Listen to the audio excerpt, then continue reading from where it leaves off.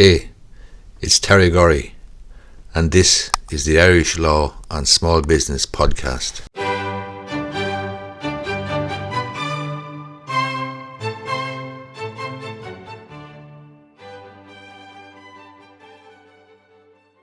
If you're buying a property, you need to be aware of the overlooked third party in the relationship between you and the vendor and your solicitor.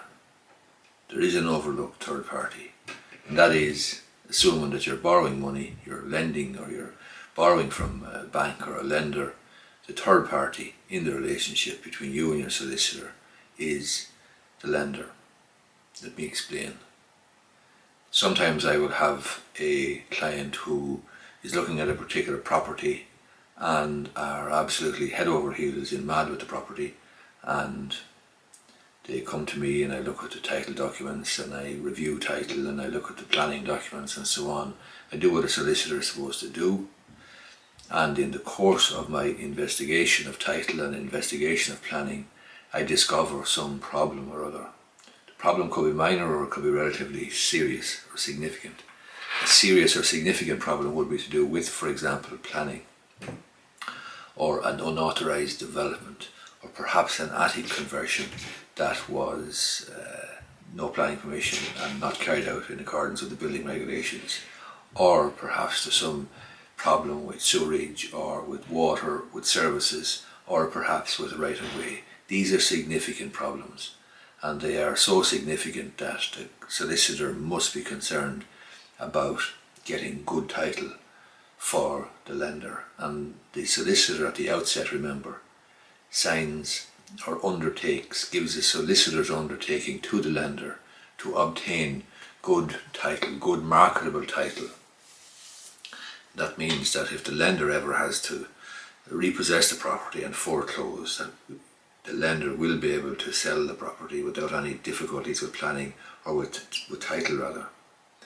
Now, if the young couple, for example, come to me in the full flush of enthusiasm for a particular property, and they are told about some problem or other, and they are prepared to overlook it, and they are prepared to plough ahead, and they're prepared to take a chance, or perhaps go ahead and perhaps try to rectify the problem themselves in later years, or they might be prepared to put in some sort of a retention planning application, or they might be confident of doing a deal with a local farmer or something, local landowner or adjoining landowner, about access and so on. They may be confident about all these things.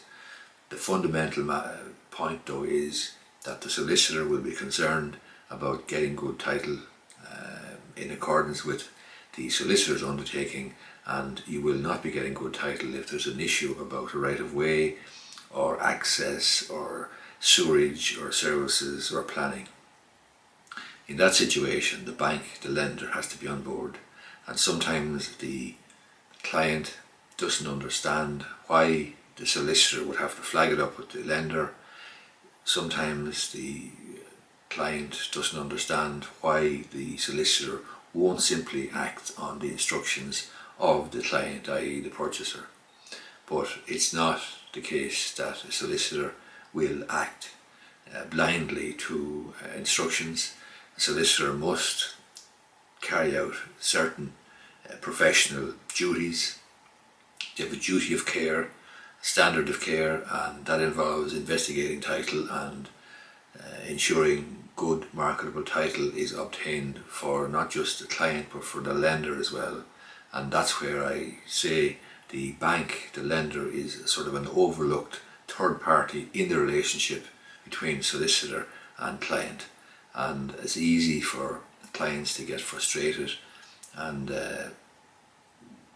really disappointed, I suppose, with perhaps the sale falling through. But the bottom line is the solicitor must be mindful not just of the client but also of his or her undertaking to the bank and getting good title.